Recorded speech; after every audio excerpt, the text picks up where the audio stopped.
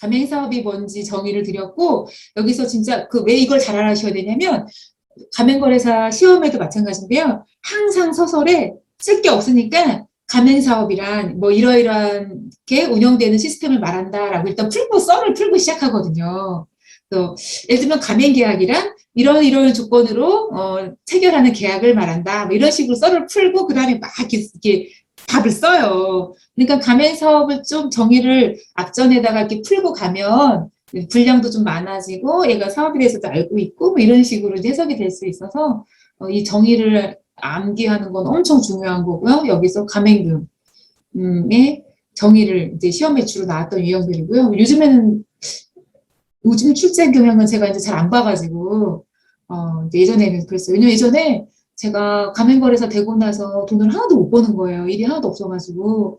근데 애들은 이제 굶길 수는 없고.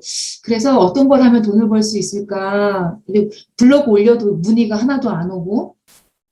그래서 처음에 뭐를 했었냐면, 그리고 이제 서울로 출퇴근하는 것도 일주일에 이제 그 2번이었으니까, 그때 제가 어떤 걸 했었냐면, 그러고 제가 이제 일을 그만뒀을 때인가 보다.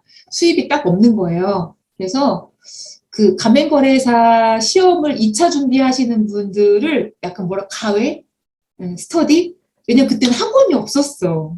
학원이 하나도 없어가지고 약간 이렇게 합격하는 사람들 노하우를 전수해주고 뭐 어떻게 답을 쓰셔야 된다. 답안 작성하는 거라든가 문제 예시를 뽑아가지고 이렇게 하는 가외 같은 거를 했었어요. 그래서 전국에서 그래서 몇 분이 오셨어. 그래서 주말마다 이렇게 해서 그걸로 이제 제가 초창기에는 돈을 좀 벌고 강의 스킬도 그때 조금씩 왜냐면 강의를 처음 해보는 거라서 엄청 떨었어요. 성인 대상이고 막 이래서 보보보 떨고 되게 기억나. 그 합격생 중에 되게 지금 친한데 한 거래사님이 저 거래사님 떨지 마시고 그냥 편하게 하세요라고 했어요. 제가 앞에서 엄청 떨었나 봐. 여하튼 요 정의 같은 거 그때 제가 꼭 집어드렸던 반드시 알아야 되는 문제 답을 풀 때 말씀드리고요. 그리고 가장 또 중요한 게 정보공개서 등록에 대해서 시험에 엄청 많이 나왔었어요. 그때가 이제 정보공개 등록제가 막 시행이 되던 해였거든요.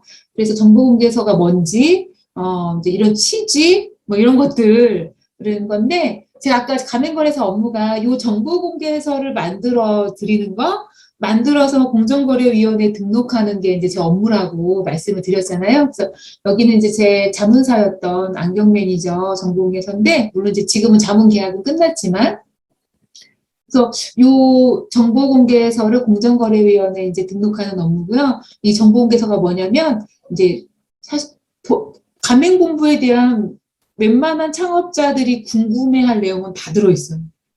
예를 들면 여기 가맹점이 몇 개인가요? 여기 폐업률은 어느 정도인가요? 여기 매출은 어느 정도인가요? 여기 하려면 개설 금액은 얼마나 들까요? 여기는 가맹점들은 얼마 버나요?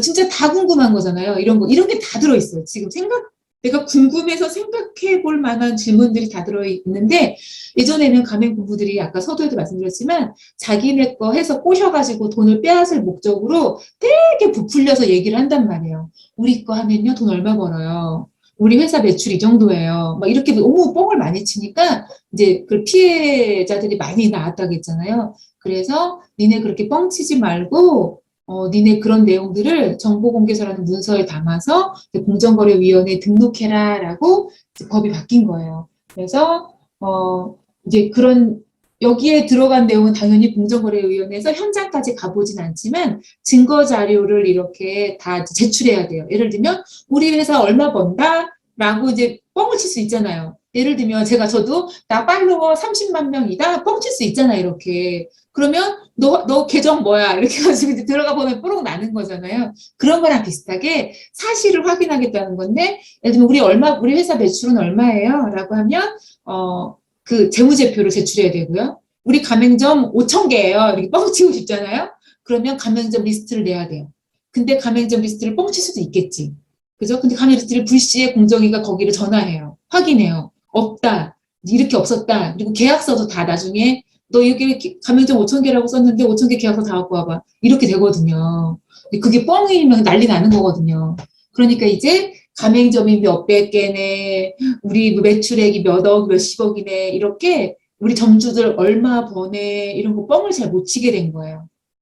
그리고 대부분 창업자들이 궁금하잖아요. 우리 그 학생도 만약에 나는 일단 프랜차이즈 창업을 좀 해볼까? 요즘에 뭐가 핫하다던데? 해가지고 가면 당연히 물어보는 게 이거 하면은 한 달에 평균 얼마 벌어요? 막 이런 거 당연히 물어봐요. 당연히 그쵸? 그걸 안 물어보는 또라이가 어딨나? 자기 돈을 막 엄청 붓는데 그러면 대부분 저희는 보통 하루에 뭐 200 팔고요.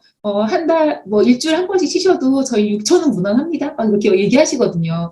6천만 원 벌면 그중에 30%는 순이익이라서 1,800만 원 정도는 그냥 고스란히 가져가실 수 있어요. 막 혹하는 거지. 나는 1,800 아니고 절반이어도 황송한데 지금. 이런 뻥을 진짜 너무 많이 친 거예요.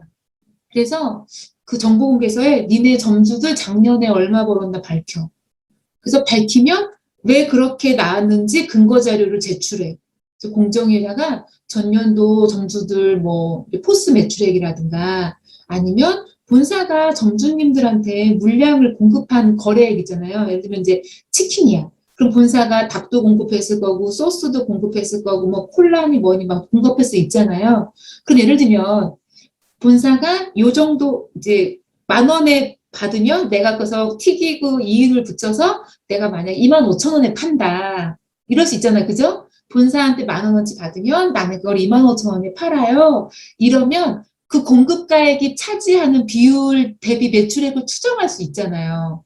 10,000원을 공급하면 25,000원씩 파니까 우리가 1,000만 원 공급했으면 얘가 뭐 2억 5천? 2,500? 벌었겠구나. 이렇게 추정할 수 있거든요. 그래서 우리는 점주님들한테 작년에 물건으로 각 매장에 이 정도 공급했고 저희 물류값이 매출액에서 차지하는 비율이 30% 인정을 감안해서 매출액을 이렇게 추정했습니다. 라고 그 물류 공급한 그 금액이랑 이런 것들을 제출해야 돼요. 근데 만약에 이렇게까지 점주들이 매출이 안 나온다라고 신고가 들어갔다. 그럼 공정위가 조사 나가거든요. 니네 이렇게 점주들 얼마 번다며 니네 그 자료 이렇게 제출했는데 뻥이었니? 막 이러면서 그게 시정명령이나 과태료나 벌금 때려지거든요. 그래서 함부로 정보 공개서에다가 거짓을 올렸다가는 자기 발목 잡는 일이 돼버리니까 이런 거를 허투루 쓸 수 없게 됐어요. 그래서 이 정보 공개서가 엄청 중요해요. 왜냐면 본사들이 이제 거짓말을 할 수 없게 됐어. 심지어는 예전에는 이런 게 이제 강화되지 않았을 때는요. 여기에 예를 들면 우리 이제 가맹점 하려면 인테리어 비용이랑 뭐 이런 거가 얼마 준비하셔야 됩니다. 라고 이제 안내가 되어 있어요. 근데 우리 학생, 우리 친구분 생각했을 때 가맹비가 개설 비용이 많이 드는 브랜드가 좀 인기가 많겠어요? 아니면 개설 비용이 좀 많이 안 드는 이런 브랜드가 인기가 많겠어요? 많이 드는 데가 많이 인기가 드는, 많으니까, 인기가 많으니까 좀 더 비싸게. 그렇긴 한데 점주님들은 대부분 이왕이면 조금 돈 적게 들고 많이 버는 데를 가고 싶다 음, 이런 마음이 커요. 다 그렇잖아요. 돈이 많아서 파리바게뜨나 투썸 플레스를 할 수 있으면 좋지만 대부분 그렇게 여력지 않아요. 대부분 소자본 창업을 원해요. 그러니까 이왕이면 돈이 많이 안 들었으면 좋겠는데 이런 마음이 많단 말이에요. 그러니까 본부들이 돈이 조금 드는 것처럼 정보공개서다 써놨어요. 별로 안 드는 것처럼. 실제 계약을 하면 뭐 추가 해가지고 몇 천만 원을 더 내게 만드는 거예요. 처음에는 이 정도밖에 안 든다고 소개를 해놓고 그래서 이렇게 문의했더니 별로 안 들어요. 그러더니 간판은 뭘로 교체를 해야 되고 여기는 재질을 뭘로 바꿔야 되고 부엌에 무슨 장비는 이런 걸로 좀 성능이 떨어져서 좀 더 업그레이드 해야 되고 막 이러면서 돈이 막 쭉쭉쭉 올라가서 몇 천만 원이 막 올라가는 경우가 왕왕 있었어요. 그래서 공정위가 이런 문제도 심각하니까 니네 정보공개서에다 밝힌 것보다 더 받으면 가만히 안 두겠어. 그러니까 이제 본사들도 여기다가 받을 금액을 쓰는 거예요. 예전에는 받을 게 이만큼이면 이만큼만 있으면 되는 것처럼 설명을 써놨거든요. 가끔 지금도 저한테 가맹본부들이 원장님 저희 개설 비용 조금 적게 든다고 써주시면 안 돼요? 막 이래요. 많이 들면 다들 저희 거 안 하려고 할 거 아니에요? 이러면서 근데 적게 써드릴 수는 있는데 적게 받으셔야 돼요. 적게 써드렸는데 그거보다 많이 받으신다? 그러면 이거 중요사항 누락, 허위 가정 정보라서 과태료랑 이런 처벌이 엄청 세요. 그랬더니 그래요. 사실대로 써주세요. 이렇게 되거든요. 그래서 정보공개서에 그런 내용이 있어서 엄청 이제 중요하고요. 그래서 이게 이제 공정거래위원회에 등록을 하라고 하는 거예요. 왜냐면 자기네가 만들어서 자기네가 주면 이 내용이 사실인지 거짓인지 뻥인지 증명할 길이 없으니까 공정위다 등록을 하면 공정위가 갖고 있는 증빙 자료들이 있잖아요. 그러니까 나중에 분쟁이 생기면 공정위가 그 자료를 보고 혼내주려고 공정위에 이제 등록을 하게 한 거예요. 등록을 하고 나서 이제 이거를 야 창업할 사람한테 줘라라고 의무를 부과했어요. 만약에 우리 이제 학생이 나 뭐 미미치킨 하고 싶은데 뭐 정보를 몰라. 그래서 막 찾고 있는데 예전에는 법이 어땠냐면요. 정보 공개서 좀 주세요라고 하는 사람만 주라고 했었어요. 근데 처음 접하는 사람이 정보 공개서가 있는지를 아나? 그죠? 정보 공개서도 처음 들어보고 아무것도 모르는데 정보 공개서 달라고 어떻게 해? 정보 공개서 처음 들어보는데 지금 안 들어봤는데 그러니까 아무도 달라고 안 한 거예요. 그러니까 본사들이 아무도 안 줘요. 왜냐면 그땐 법에서는 달라고 하는 사람만 주라고 써 있으니까 아무도 달라고 안 하니까 아무도 안 주고 계속 구라치고 막 이렇게 된 거예요. 근데 이제 그걸 나중에 법이 바뀐 거죠. 달라고 안 해도 줘야 된다라고 바뀌었어요. 그래서 지금은요. 근데 주긴 주되 언제 줘야 되냐면 만약에 정보공개서를 받았잖아요. 받고 나면 14일이 지나기 전에는 계약도 체결하면 안 되고 가계약금도 뭐 걸거나 돈을 조금 받거나 이런 일을 못하게 막아놨어요. 우리도 집 얻을 때 계약금 걸고 가라고 하잖아요. 그죠? 집 얻어봤어요? 이게? 안 얻어봤죠? 엄마랑 계속 같이 살아요? 다 같이 살아요. 좋은 거냐, 싫은 거냐. 하여튼, 저는 이제 고등학교 때부터 이렇게 자취를 했기 때문에 집을 알아볼 때, 여기도 하고 싶다 그러면 계약금을 걸고 가라고 하거든요. 그래야 딴 사람한테 안 주겠다. 이런 약속인데, 사실은 프랜차이즈도 너 계약금을 걸고 가면 요 영업지역에는 너 딴 사람 들어와도 안 줄게. 라고 해서 계약금을 받았었거든요, 예전에. 받았어요, 계약을 하기 전에. 근데 하도 돈 이렇게 받고 떼어먹는 본사들이 많으니까 아무 돈도 못 받게 막아놨어요. 계약금도 못 받게. 그래서 14일 동안 뭐 하라는 거예요? 점주님 입장에서는 정보공개서도 좀 꼼꼼히 보고 다른 브랜드도 괜찮나 찾아보고 실제 운영하고 있는 점주들의 만족도나 매출은 정말 괜찮은 건지 확인도 가서 해보고 이렇게 심사숙고하라고 하는 기간을 14일을 두고 있어요. 그래서 이 안에는 절대로 계약을 체결하거나 돈을 뭐 걸거나 이런 일은 절대 불가하다라는 말씀 드리고요. 이런 말씀 많이 하거든요. 원장님, 저희는 14일 지키려고 했는데요. 점주님이 매장 그래서 계약을 해놨다고 공사 빨리 들어가야 된다고 그냥 14일 그 가라로 써가지고 저 계약 쓰자고 하는데 점주님이 원해서 하면은 14일 안 지켜도 돼요? 이러시거든요. 안 돼요. 점주님이 빨리 합시다. 이렇게 해도 안 돼요. 14일을 무조건 지켜야 되고요. 사실은 예전에 변호사나 가맹거래사가 정보공개서에 대해서 그 창업하시려는 분한테 이렇게 쭉 설명을 해드리고 자문을 해드리면 받은 지 7일이 지나서 계약을 해도 된다고 법조항이 이제 있었거든요. 이때는 되게 땡큐했어요. 근데 지금 왜 이게 의미가 없냐면 이때는 정보공개서만 14일 제공 의무가 있었어요. 그래서 정보공개서를 자문받으면 7일로 줄어드는, 저도 그거 자문하고 돈 받고, 점주님도 빨리 창업하고, 본사도 빨리 계약하고, 뭐 이런 방법이 있었단 말이에요. 근데 지금 제가 이게 왜 아니라고 하냐면, 이제 전에는 정보공개서만 14일 전에 주라고 이제 있었는데, 몇 년 전에 개정된 법에서 가맹계약서도 14일 전에 주라는 거예요. 쉽게 말하면, 정보공개서도 14일 전에 주고, 가맹계약서도 14일 전에 주라. 근데 정보공개서 자문 받으면 7일로 줄어든다. 근데 계약서 자문 받으면 7일로 줄어든다라는 내용이 없는 거예요. 없어. 그러니까 정보공개서 자문 받아도 의미 없는 게 계약서가 14일이 지나야 돼. 계약서도 자문 받으면 17일로 그 수고기간이 줄어든다라는 조항이 생겨야 이게 토탈 7일로 줄어드는데 정보공개서만 7일로 줄고 계약서는 안 줄어들으면 의미가 없잖아요. 내내 14일을 지켜야 되니까. 계약서가 수고기간이 없으니까. 계약서가 14일이 안 줄어들어. 그러니까 이제 이 조항은 사실은 이제 계속 건의해요. 수고기간 단축에 의미가 없다. 요 한 조항이 계약서도 14일이지만 자문 받으면 7일 후에 계약해도 된다라는 조항이 생겨야 된다. 이해되죠? 현재는 이제 숙고기간, 재고 의무에 대해서 이런 좀 맹점이 있어서 만약에 이제 지금 요즘 문제는 모르겠지만 이런 문제가 났다면 법에 이런 맹점이 있어서 실효성이 없다라고 써야 되겠죠. 이 제도에 이제 이 숙고기간 단축의 법조항은 실효성은 없다라는 이제 얘기를 써주면 좋겠죠. 시험 범했을 때.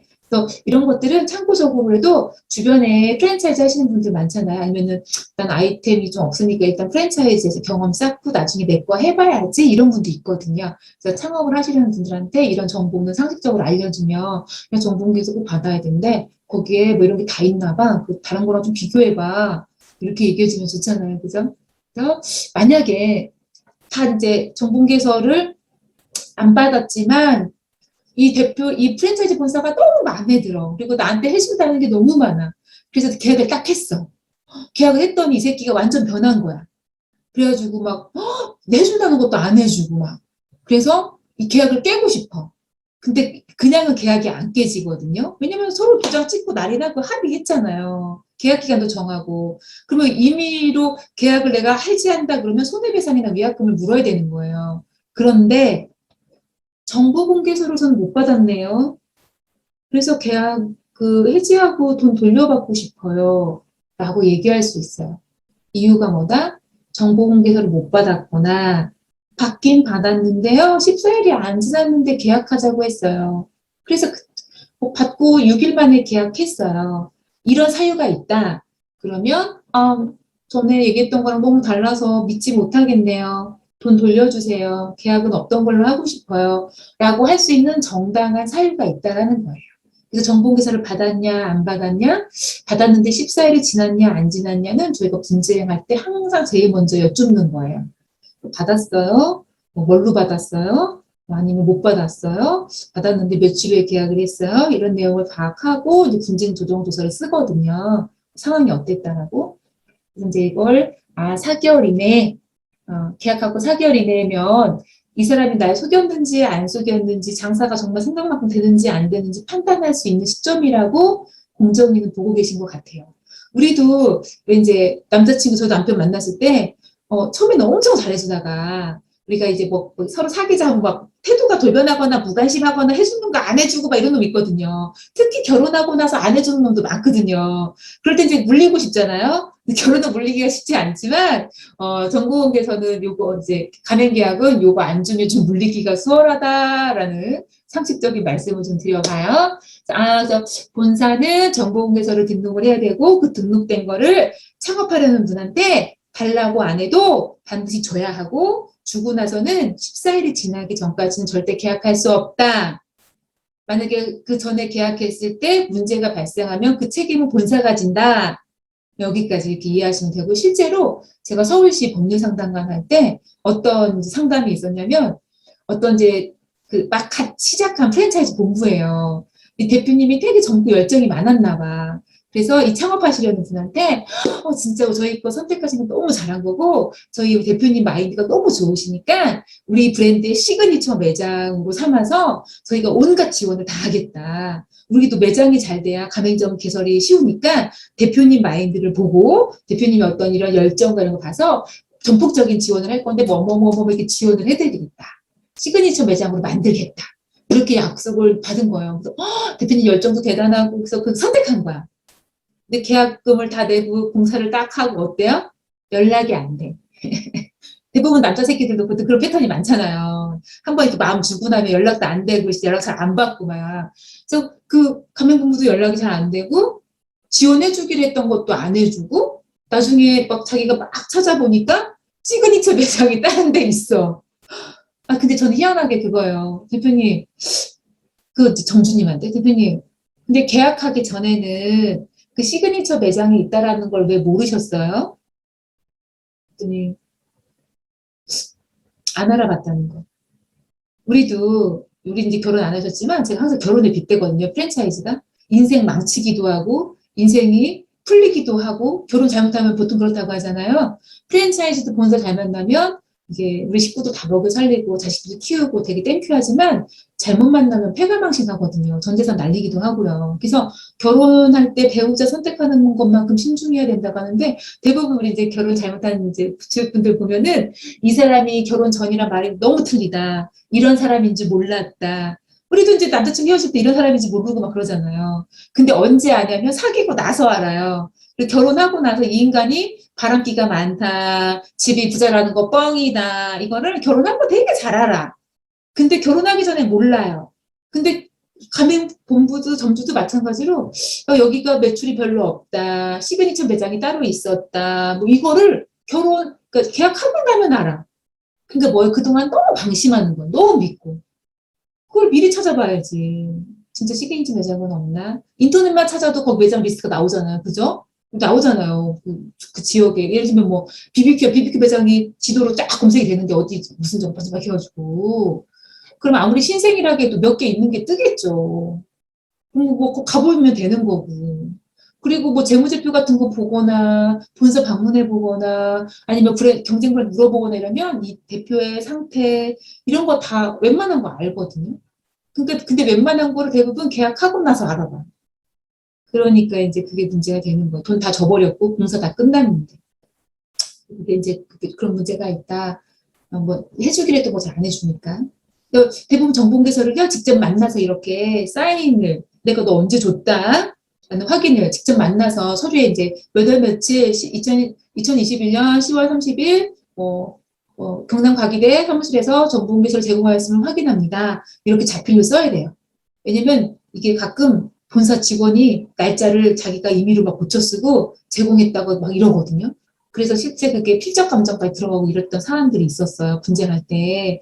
왜냐면 점주님이 나는 그걸 안 받았다고 하는데 본사에서는 줬다고 하고 본사에서는 줬다는 확인서를 제출한 거예요. 근데 그 점주님은 나 저걸 진짜 받은 적이 없다는 거야. 근데 확인서는 대표님 사인이 맞냐 했더니 사인은 맞는데 나머지 글씨는 자기 글씨가 아니라는 거예요. 보니까 직원이 쓴 거예요. 날짜도 뭐 전에 줬던 것처럼 쓰고. 그래서 이렇게 직접 만나서 자필로 써야 되는 부분이 있고요. 또 하나는 우편으로 보내는 방법이 있는데 우편으로 보내려면 내용증명 형태로 보내라고 법에 나와 있어요. 그래서 내용증명 형태로 주고 세 번째는 본사 홈페이지에다가 정보공개서를 올리는 방법이 있어요. 그런데 여기 문제점이 뭐냐면 정보공개서 올렸어. 그러면 아까 제가 14일 전에 줘야 된다 했잖아요. 근데 점주님이 저희 홈페이지에 올려놨으니까 한번 보시죠 라고 해서 홍미미 창업자한테 보시죠 라고 했는데 내가 봤나 안 봤나 그거를 본사가 나중에 문제가 생기면 증빙을 해야 되거든요. 근데 홈페이지에 올려놨는데 홍미미가 들어와서 봤다 이런 걸 확인할 수 있는 시스템이 없으면 의미가 없잖아요. 그래서 보통 홈페이지에 올리는 거는 본사들이 대부분 쓰지 않아요. 그런 시스템을 만드는 게 돈 들고 괜히. 그리고 대부분 만나서 보통은 주는 게 일반적이고 주로 저는 제 자문사들이나 거래처들한테 뭐라고 하냐면 이메일로 보내드리라. 이메일이면 왜냐면 14일이라는 시간이 되게 길다면 길거든요. 그러면 만나려면 또 날짜도 잡아야 되고 막 시간이 또 가잖아요. 저는 이렇게 저 미미치킨 하고 싶어서 상담 받으러 가고 싶은데요. 막 이렇게 이제 전화가 올 거잖아요. 창업 문의가. 그러면 저는 저 같으면 예 그러면 방문하시기 전에 저희 정보공개서 드릴 테니까 한번 보시고 오셔서 말씀 나누시고 또 궁금하신 거 정보공개서 보시고 궁금하신 거 문의 주십시오 라고 하고 저는 이메일을 보내드리라고 해요. 그럼 이메일 보낸 시점부터 날짜가 계속 가잖아요. 이분이 방문할 때까지 계속 가니까 14일이라는 시간이 금방 가기도 하고 줬다 안 줬다도 굉장히 명명백백하잖아요. 날짜를 뭐 본사 직원이 가라로 썼네 어쩐네 싸울 것도 없고.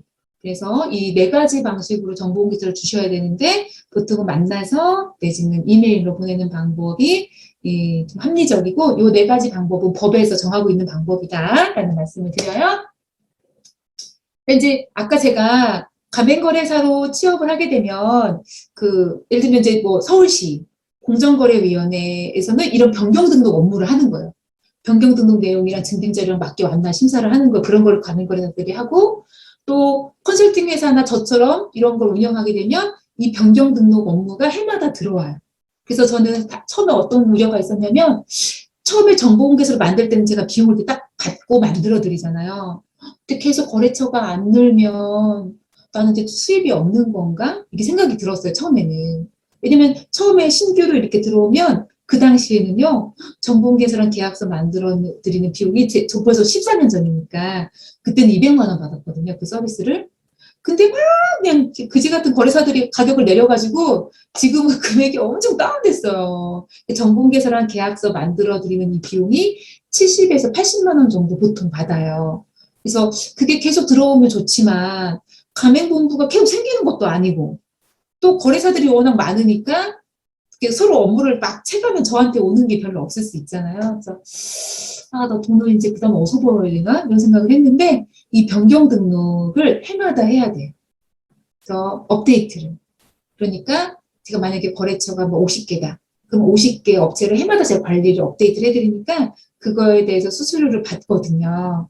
그리고 아까 말한 것처럼 정보공개서 변경을 뭐 이렇게 1년에 한 번 하는 그 의무고 수시로 또 발생하는 경우가 있다고 했잖아요. 뭐 대표자가 바뀌거나 브랜드 이름이 조금 바뀌거나 이러면 또 그때그때 변경 등록을 또 해야 돼요. 그때마다 이제 비용을 계속 저한테 지불하셔야 되니까 저한테는 그게 이제 안정적인 수입이 됐어요. 그래서 이렇게 변경 등록을 공정거래위원회 해야 되고요. 이거 안 하시면 이렇게 공정위로부터 제재받아요. 그리고 과태료도 나와요. 그래서 본사들이 처음에 한 번 하면 되지 자꾸 시켜 이러시거든요. 근데 그렇잖아요. 올바른 정보를 예비 창업자한테 주려고 하는 게 목적인 건데 2022년이 되면 당연히 2021년도에는 가맹사업을 어떻게 했는지 데이터가 필요하잖아요. 그죠? 2020년도가 됐어. 그럼 21년도에는 가맹점이 늘었나? 아니면 뭐 로열티 같은 게 인상은 된 건가? 2020년도에 운영하던 가맹 점주님들은 또 얼마 벌었나? 이런 것들이 계속 제가 올라간다고 했는데 계속 19년도 거만 보여줄 수는 없잖아요. 그러니까 당연히 그리고 본사 매출은 21년도에는 얼마였나? 항상 의무적으로 발생하는 사안들이 있어요. 그걸 계속 업데이트를 해야 되거든요. 그래서 변경 등록 의무가 있고 변경 등록 의무에 대해서 논하시오 이러시면 사실은 제가 여기 설명 다 드릴 수는 없는데 변경 등록이 되는 사안들이 몇 개 있어요. 그리고 이제 1년에 한 번 해야 되는 의무사항이 있고 변경 사유가 발생하고 나서 1개월 이내에 변경 등록해야 되는 사유들이 있어요. 지금 이제 제가 시험 연수 이런 게 아니니까 디테일을 설명 안 하지만 가맹거래소 시험 준비를 하신다. 2차 시험 준비하신다 그러면 변경 등록 그 기간 사유에 따라서 기간은 등록해야 된 기간이 달라진다라는 걸 좀 인지하고 계셔야 되고요. 당연히 저도 거래처들한테 대표님 이런 사안은 1년 기다리시면 안 되고 그때 변경 등록하셔야 됩니다. 안 그러면 과태료 나올 수 있습니다. 라고 이제 안내를 드리고 있어요. 변경 등록 의무가 있구나라는 거 아시면 좋고요. 이게 제일 중요한데 이 허위 가장 정보가 왜 중요하냐면 처벌이 제일 세요. 가맹사업법 내용 중에 시험에 항상 자주 나오는 문제고 왜냐면 어떤 게 허위 가장이냐 허위 가장으로 볼 수 있냐 없냐 뭐 이런 것들을 이제 논해야 되는 거고 어떤 제재가 따르냐 이런 문제들이 있어서 이 허위 가장에 대한 정보 그 개념을 너무 잘 알고 계셔야 되는데 수험생이 아니더라도 이거는 점주님들 입장에서나 본사 입장에서 엄청 중요해요. 본사는 이러면 이제 이제 뭐 벌금, 뭐 과태료 그리고 징역형이 떨어지는 거고 이따 다음 장에 설명드릴 건데 실제 내가 만약에 허위 가장 정보를 줬다 이러면 실제 점주님이 손해 본 것보다 더 많이 물어줘야 되는 사안이에요. 요거를 위반하면 허위 가장 정보 주지 말라는데 허위 가장 정보를 줬다 이러면 손해배상도 크게 해야 돼. 보통은 이제 앞전에 민법을 좀 배우셔서 우리가 보통은 손해배상을 할 때 전보배상을 하거나 부분배상을 해요. 그러면 뭐 같이 뭐라고 했는데 나 때려가지고 여기 다쳤어. 나도 걔 때렸어. 그래서 걔도 좀 다쳤어. 예를 들면 그러면 나 이빨 나가서 이빨 해야 되고 여기 치료해야 되고 하는 비용이 있지만 그거 만약에 뭐 500 들어. 그게 500을 다 해주면 그게 전보배상인데 나도 쟤 때려가지고 쟤도 뭐 좀 여기 뭐 어떻게 해야 돼. 그러면 그렇게 약간 상계가 되잖아요. 그럼 이제 내가 그리고 먼저 맞은 게 욕을 겁나 많이 해서 맞은 거야. 예를 들면, 이런 걸 따져가지고 손해배상액을 산정해요. 그러니까 대부분은 전보배상은 잘 안 떨어지고 부분배상만 하게 하는데, 이거 허위가장하면 전보배상뿐만 아니라 엄청 부풀려서 이제 배상을 해야 되는 아주 중요한 이슈고요. 그래서 허위가장이 우리 대부분은 뻥치는 거를, 부풀리는 거를, 야, 너무 이게 과장됐다, 야. 이런 거잖아요. 그죠? 이렇게 과장되게 얘기하는 거를 허위 과장이라고만 생각하시는데 그게 아니라 그것도 포함이지만 말을 해야 될 걸 안 하는 거. 예를 들면 내가 누구 사귀는데 저놈이 유부남이야. 말해야죠. 말해야지. 그죠? 내가 나랑 사귀는데 유부남인 걸 말해야지 내가 결혼할지 말지를 결정을 하는데 유부남인 거 속이고 나를 만나면 안 되는 거잖아요. 나는 그냥 말 안 했을 뿐이지 내가 막 부풀린 건 아니다? 이렇게 얘기가 말이 돼요? 이거 마찬가지예요. 제가 자꾸 결혼 생활에 이 프랜차이즈가 너무 이제 어떤 가정의 생사를 쥐락펴락 하는 거라서 결혼 생활이 그때는 건데 여기도 말을 꼭 해줘야 내가 그 브랜드를 선택할까 말까를 결정할 건데 말을 안 했어. 그렇다고 이러거든요. 내가 그렇다고 뭐 부풀렸나요? 이렇게 얘기하죠. 아니 그러니까 저는 그죠 숨기셨잖아요. 숨긴 것도 허위 가장에 들어가는 거예요. 우리가 보통 부풀린 것만 그래서 이따가 제가 그럼 어떤 걸 부풀린 거고 어떤 걸 숨긴 건지를 예를 조금 들어드려 볼 거고요.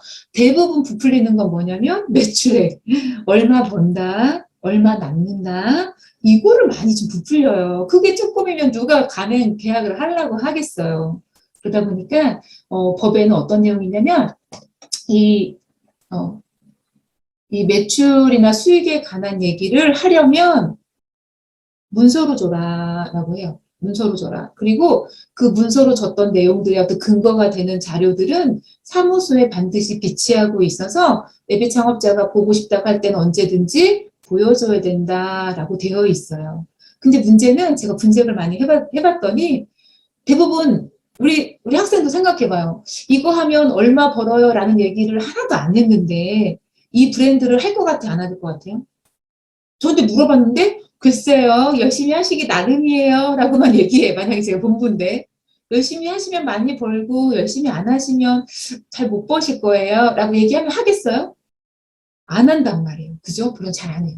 그러다 보니까 이 이야기를 안 할 리는 없는데 이 얘기를 본사가 했다고 하겠어요? 만약에 지금 막 문의해서 저희 거 하면은요 뭐 한 달에 보통은 5천만 원 정도 매출 올리시고요 거기서 30%가 좀 남아서 보통 1,500 정도는 순수하게 가져가세요 이렇게 얘기를 해요. 그래서 정말요? 하고 막 계약을 했단 말이에요. 근데 그렇게 어림도 없이 안 나와. 어림도 없어. 나 손해야 손해. 그러면은 팀장님 그때 저랑 창업 계약하실 때 프랜차이즈 계약하실 때 5천만 원 매출 올리고 1,500원 무난나 가져간다고 그러셨잖아요. 이러면 본사 담당자가 뭐라고 하겠어요? 제가 언제요? 100이면 100 거의 이렇게 말해요. 물론 착한 놈들은 제가 그랬죠 라고 하는 놈도 있지만 보통은 제가 그랬나요? 이러면 점주님 멘붕 오는 거죠. 그래서 서면으로 주라는 건데 서면으로 누가 주고 싶겠어요? 본사가 자기 발목 잡는 일이죠. 저는 예비 창업자들한테 강의할 때 꼭 얘기해요. 본사가 주고 싶겠나. 근데 본사가 안 주면 계약하지 마라. 그거를 줄 수 있는 본사가 진짜 능력 있는 본사다. 그래서 우리는 뭐 대회비라 못 줘요. 영업비밀이라 못 줘요. 이건 뻥이거든요. 그래서 제가 예비 창업자들한테 혹시 그렇게 해서 못 준다고 하면 거기 본사는 제끼시는 게 좋습니다. 라고 말씀드려요. 이제 근거 자료는 반드시 예상 매출액이나 이런 거 얘기할 때는 서면으로 줘야 하고 어떻게 해서 그렇게 나오는지 계산이 되는 사료는 사무소에 비치해야지 근거도 없이 그렇게 얘기할 수는 없잖아요. 그죠? 그래서 그런 비치해야 된다라고 말씀드리는데 이거는 예상 매출 산정서라는 게 있어요. 이게 뭐냐면 우리 거 거기 대전 월평동에다 차리면 어느 정도 벌 것 같아요 라고 얼마 벌 것 같아요 라고 하는 산정서를 줘야 되는데 왜냐면 다들 자료를 안 주니까 이거는 누구나 다 주는 게 아니고요. 대기업 예를 들면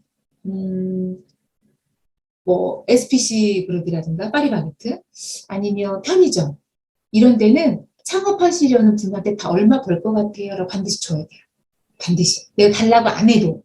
얼마 벌 것 같아요? 라고 얘기 안 해도 줘야 되는 거고 또 누가 줘야 되냐면 대기업은 아닌데 가맹점이 100개 이상 있어. 예를 들면 그런 브랜드 좀 몇 개 있잖아요. 100개 이상인데 내가 그거 하려고 해.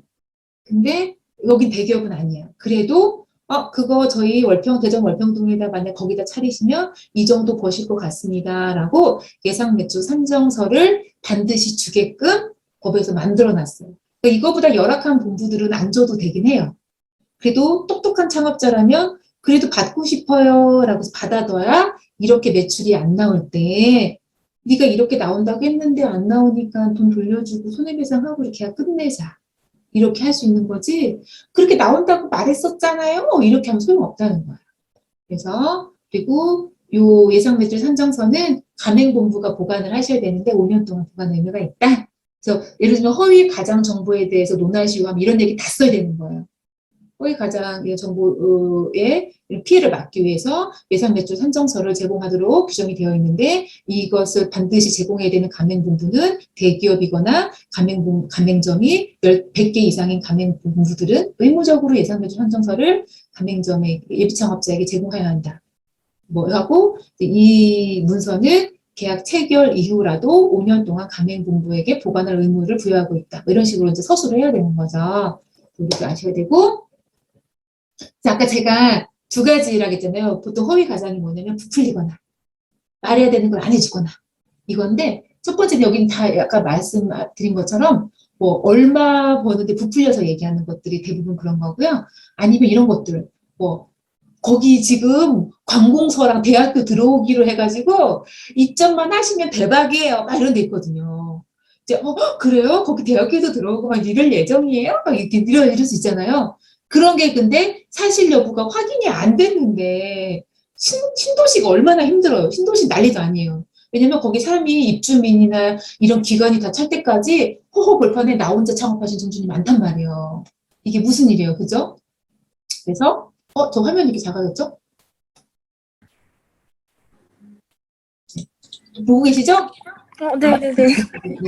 그래서 이 상권 분석 이런 것도 이제 확인된 내용이 없는데 부풀리는 거 어디 들어올 거다 어디 관공서 들어올 거다 이런 얘기들도 문제가 좀 되는 거고요. 두 번째는 제가 아까 얘기해야 되는데 안 해주는 것도 축소한 거지. 부풀리진 않았지만 허위 가장이라고 얘기했던 것 중에 뭐가 있냐면요.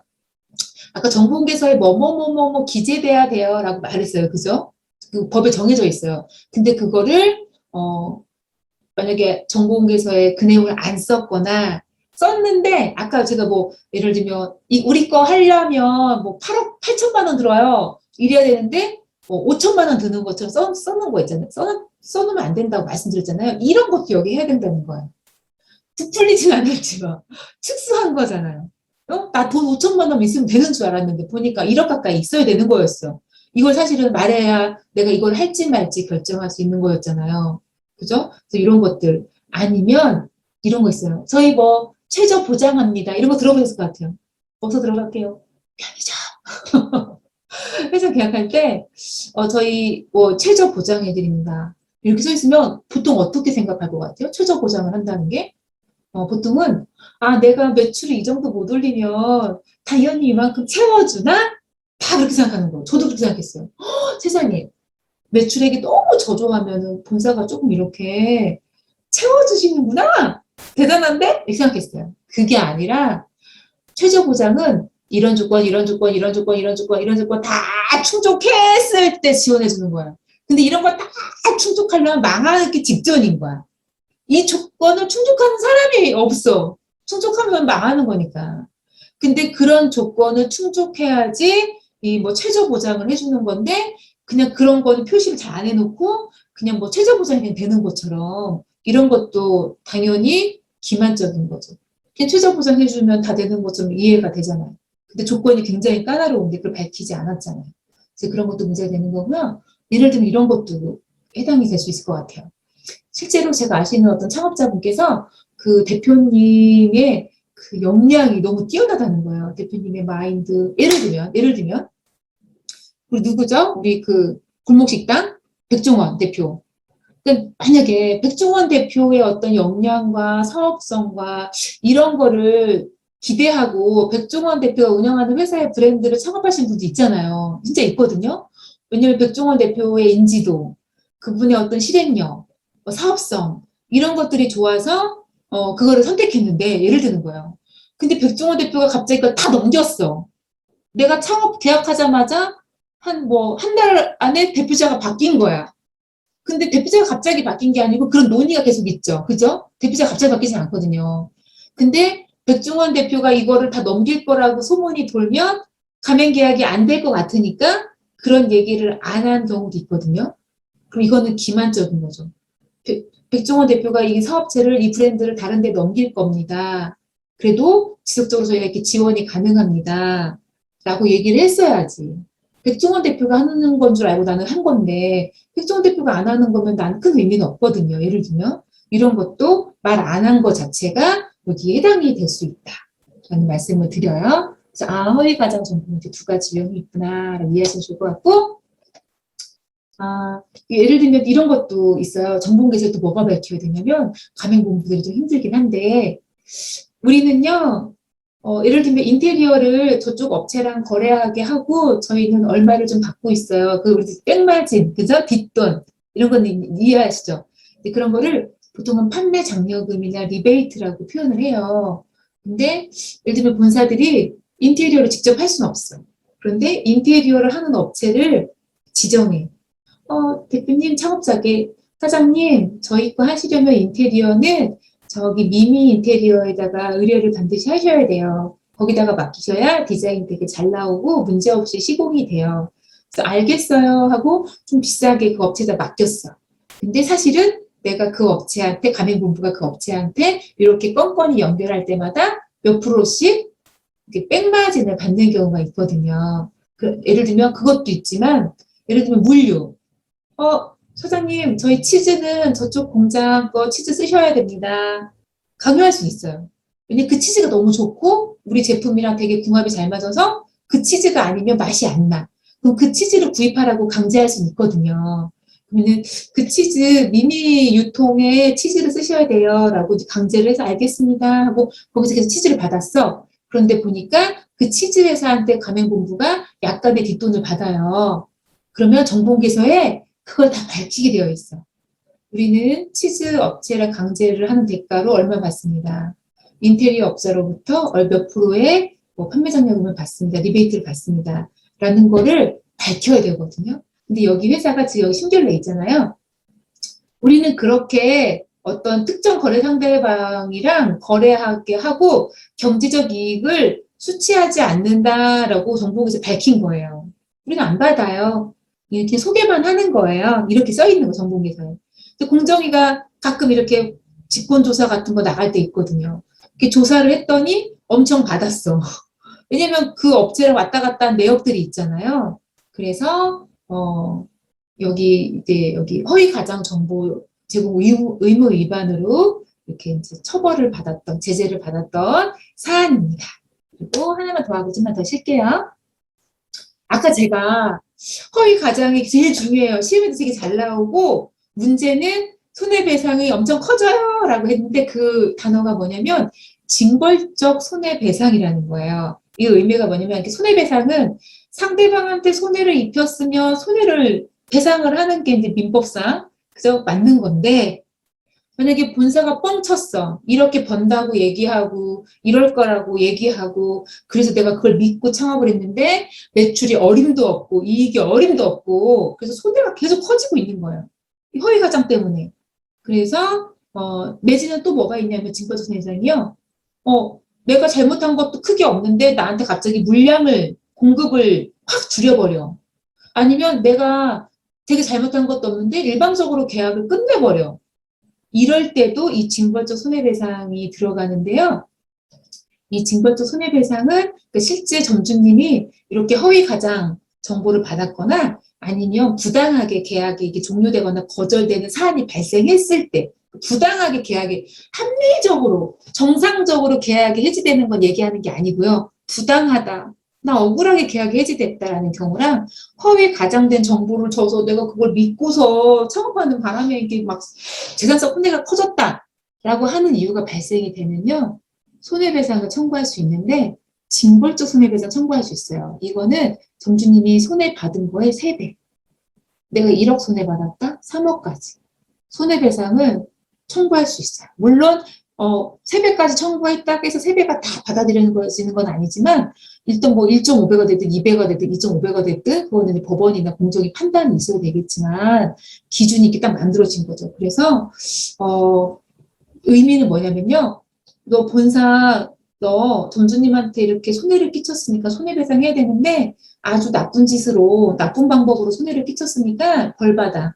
징벌이 그거잖아요. 벌을 내리겠다. 그죠? 징벌. 벌을 내린다는 뜻이거든요. 손해배상으로 벌을 받아라.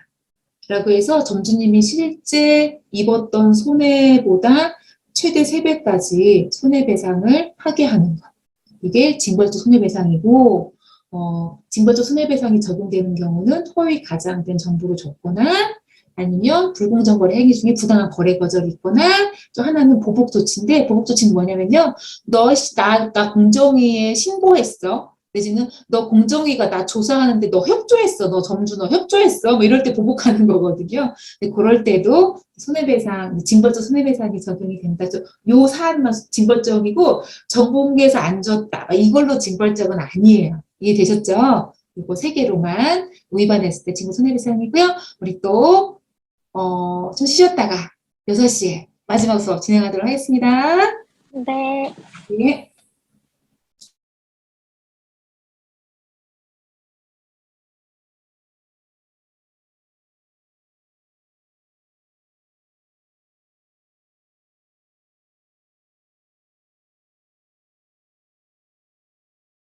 재봉틀, 그 싱거 그 재봉틀 만든 회사에서 이 재봉틀을 어떻게 전국적으로 판매할 수 있을까라고 생각하다가 왜냐면 판매해도 이거 이제 처음에 재봉틀을 만들었으니까 어떻게 쓰는지를 모르잖아요. 사도.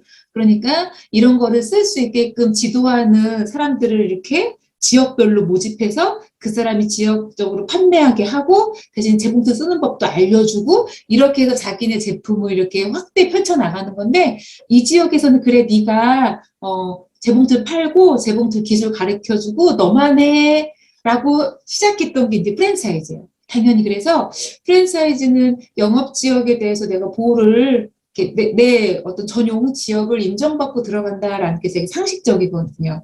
그래서 가맹 계약서에도 당연히 영업 지역의 그 필수 기재 사항으로 영업 지역에 대해서 기재하게끔 되어 있고요. 그래서 대부분 처음에 이런 문제가 있어요.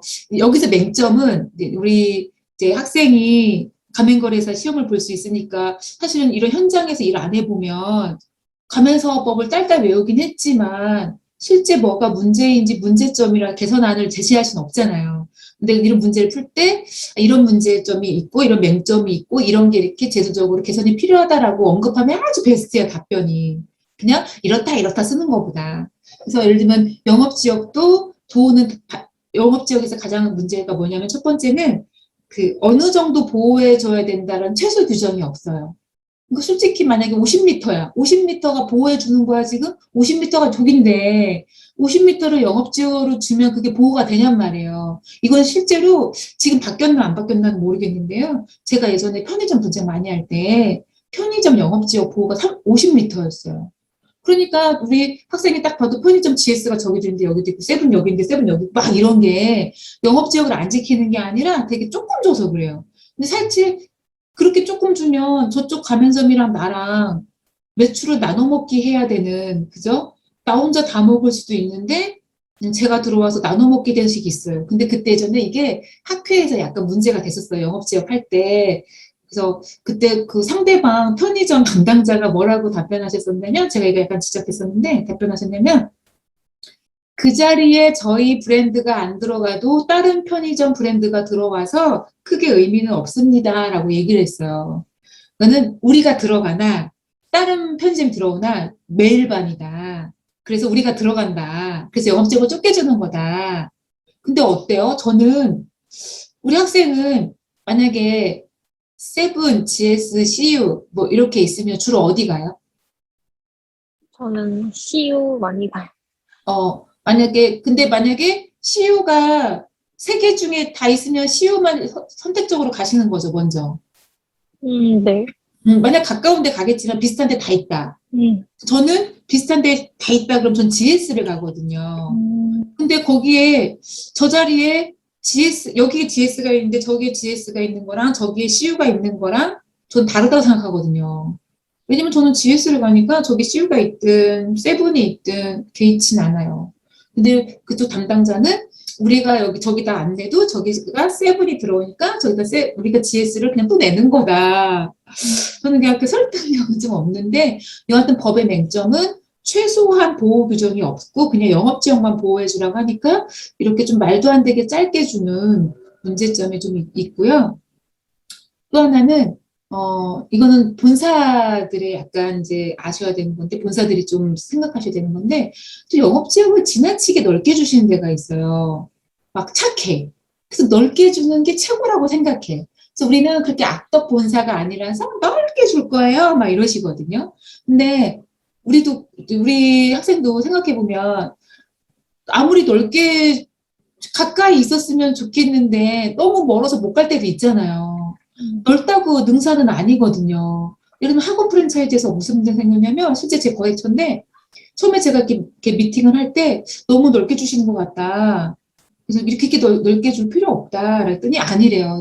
자기는 이 정도 드리고 충분히 이렇게 고객들을, 학생들을 데리고 와서 수업을 할 수 있게끔 하겠다는 거예요. 근데 저는 미리 말씀을 드렸지만 대표님이 그렇게 얘기하시니까 너무 규정을 처음부터 넓게 주시니까 계약을 했는데 이분이 차량으로 이제 애들을 픽업해 오는 건데 생각보다 학원생이 많지 않으니까 차량을 한 대밖에 이제 못 돌리고 한 대로 돌릴 수 있는 거리가 제한적이잖아요. 저까지 갈 수는 없잖아. 애들 태우고 막 2시간 돌 수는 없잖아요. 그죠? 그러니까 애들을 고기 그 지역에 있는 애들만 픽업을 해오는 거예요.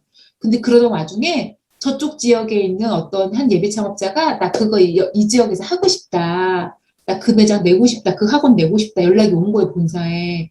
근데 거기는 이미 이쪽 점주님한테 영업지역을 준대란 말이에요. 영업지역을 더 여기까지 해라고 넓게 줬는데 이 사람은 여기만큼만 영업을 계속하고 여기는 안 가. 근데 여기에서 문의가 들어왔어. 그래서 본사 대표님은 여기다 하나 내주고 싶어. 돼요, 안 돼요? 안 돼요. 예, 그 애초에 영업지역을 이만큼 줘버렸잖아요. 근데 낼 수 있는 방법은 뭐냐면 기존의 점주님이 그래요, 거기다 내요라고 허락을 해줘야 돼요. 허락을 해주면 할 수 있어. 허락을 해줬을까요? 안 해줬어요. 그분이 뭐라고 했냐면 지금은 제가 여력이 없어서 거기까지 픽업을 안 가지만 저 조금만 상황이 좋아지면 차량 집 한 대 더 들여서 거기까지 픽업 갈 거니까 거기다 따로 개설해 주시면 안 돼요. 저 처음부터 영업지역 그렇게 주신 거잖아요. 이제 이런 문제 생긴 거죠. 그래서 저는 우리 대표님들한테, 가맹본부 대표님들한테도 인터뷰할 때 이렇게 합리적으로 픽업이 가능한, 고객들이 이동 가능한 그런 걸 본사들이 아셔야 되고 거기에 적정하게 해서 영업지역을 주셔야지 너무 넓게 주면 소비자도 불편할 때가 있다. 그거 먹으러 가고 싶은데 거기까지는 못 가겠고 여기는 없고, 그죠? 너무 넓게 주면 그런 문제 생기거든요. 학원도 여기 다니고 싶은데 거긴 너무 멀고 여긴 없고 여기도 내주면 좋겠는데 너무 넓게 줘서 여기 학원이 못 생기는 거잖아요. 그래서 우리 합리적으로 좀 하셔야 되는 게 문제고, 또 하나 어떤 문제가 있냐면 이거는 우리 학생들도 이제 신경은 안 썼겠지만 늘 학생들에 의해서 이런 분쟁이 생기는 건데 뭐냐면 배달. 매장을 예를 들면 미미떡볶이가 여기도 있고 미미떡볶이 여기도 있는데 나는 전에 갔더니 우리 집이랑은 여기가 가깝지만 여기 사장님이 더 좋아. 여기가 서비스가 더 좋아.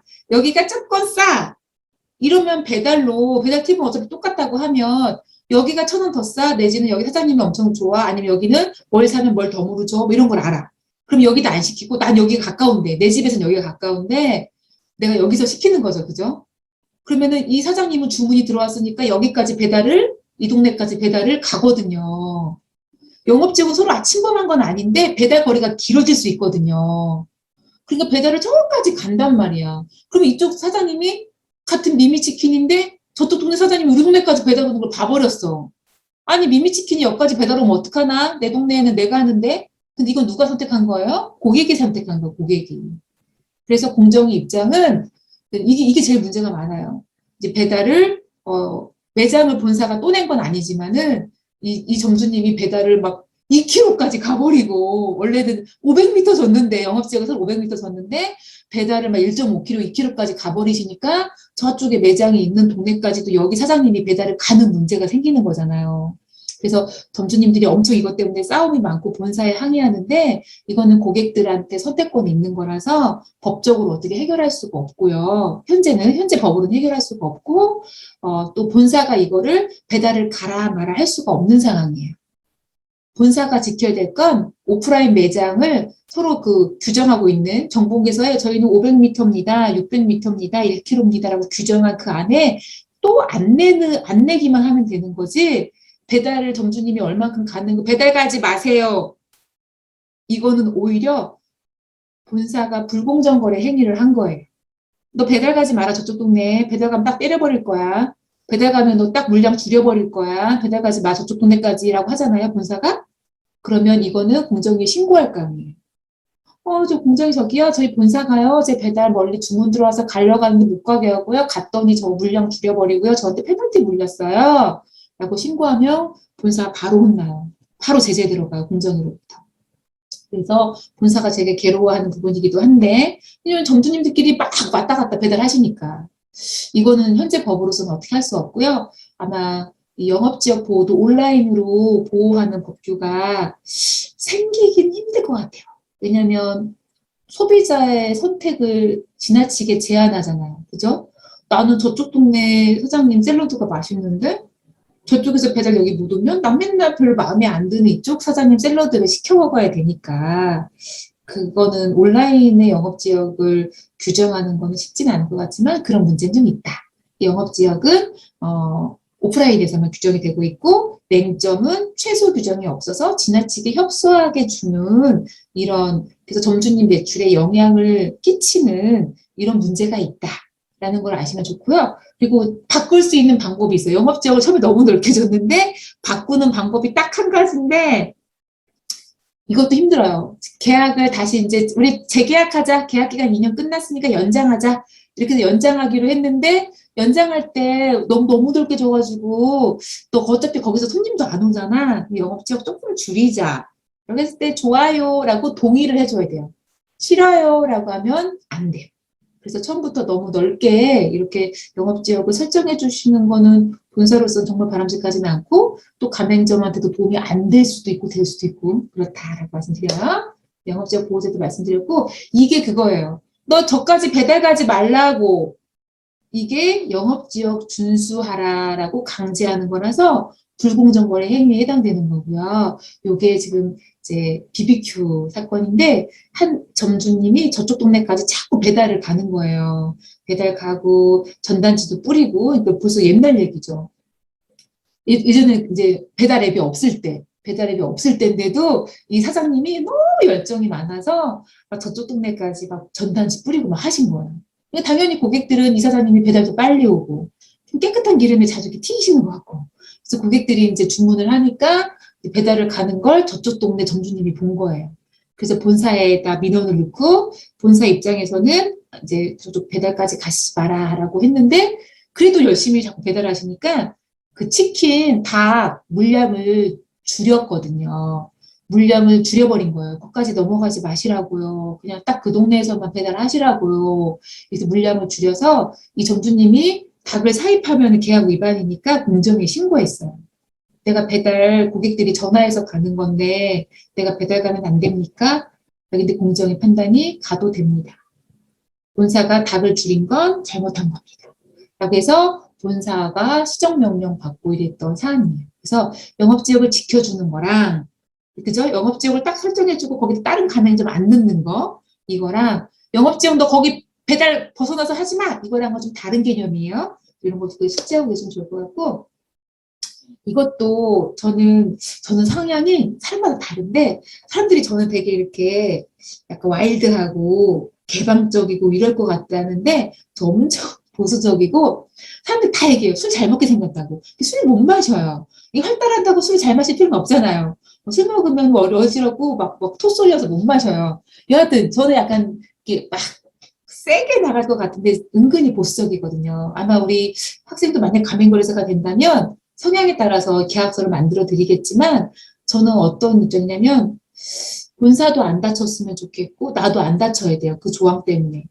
그러다 보니까 예를 들면 경업금지가 뭐냐면 겸업이랑은 다른 거예요. 겸손하다 할 때잖아요. 나는 그걸 좀 겸하고 있어 할 때 겸하다는 거는 업을 겸한다는 거예요. 겸업. 이 겸업은 누구한테 부과되는 거면 공무원. 그죠? 공무원은 공무원 외에 다른 거를 하면은 위반이에요. 그래서 공무원이 다른 사업장을 운영하고 있거나 공무원이 다른 데 사회이사로 등록이 되어 있거나 이러면 안 되는 거예요. 왜냐면 업을 겸하고 있는 거니까. 그래서 공무원은 겸업 금지 의무가 있는데 여기서 말하는 건 겸업이 아니고 경쟁하다 할 때 그 경업을 금지하는 건데 어떤 내용이냐면 만약에 내가 치킨을 해요. BBQ를 해요. 그런데 교촌도 되게 인기 많은 것 같아. 그래가지고 내가 돈이 좀 있어가지고 BBQ도 여기다 하고 옆 가게에 교촌을 내가 하는 거야. 내가 돈이 많아. 그래서 어차피 직원 두고 하니까 BBQ도 하고 교촌도 하고 이렇게 치킨이잖아 같이 그죠?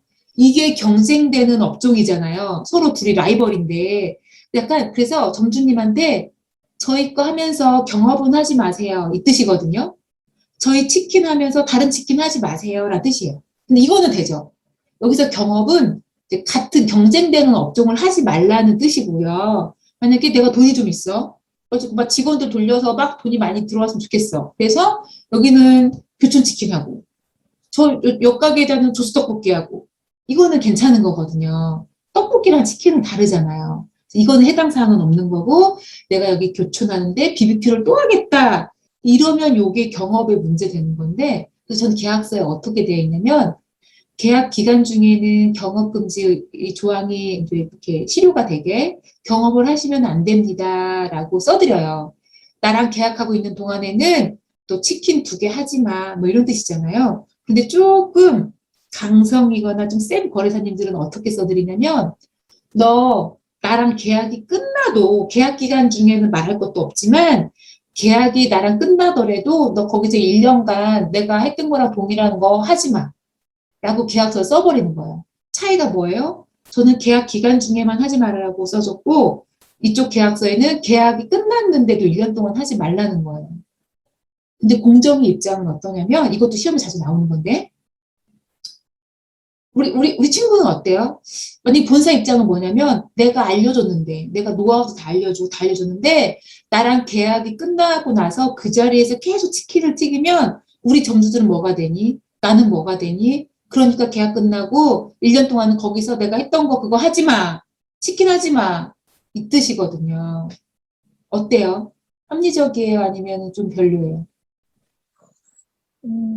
치킨집 입장에서는 그렇게 하는 게 더 맞는 것 같긴 한데, 또, 주인 입장에서는, 좀, 그쵸? 가혹하지 않나? 1년이나, 그러면, 그런 생활 못 하게 되니까. 이게 양쪽의 입장을 다 네. 이해할 수 있어요. 본사도 나랑 계약 끝났는데 거기서 치킨은 내가 알려준 걸 그대로 해. 그러면 우리 차라리 그 동네에 내 점주님이 또 들어와서 내 거를 파시는 게 더 좋은데 걔 때문에 뭐 여기 또 가면 좀 나쁘잖아요. 그러고 싶은 마음이 되는데 공정위 입장은 또 뭐냐면 점주가 치킨을 예를 들면 7년 동안 했어. 근데 계약이 끝났어. 근데 치킨을 거기서 못하게 해.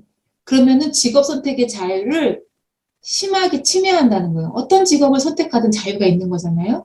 그리고 재산상의 손해를 끼칠 수도 있어서 재산적 침해도 예견된다고 공정위는 보고 있어요. 그래서 이제 거기서 치킨을 계약 기간 끝나고 내지는 심한 거래사는 3년 동안 못하게 해놔요. 3년 동안 어디서 못하게 하냐면 심지어 거리 제한도 두는데 10년 동안 그 광역 만약에 내 대전에서 뭐 월평동에서 했다 그럼 대전 전체 하지 말라는 거야. 대전 전체에서. 너무 심하잖아요. 그죠? 내가 그럼 딴 데로 이사 가라는 얘기잖아요. 뭐 하려면, 치킨을 하려면. 아니면 치킨 말고 아예 다른 걸 하라는 얘기잖아요.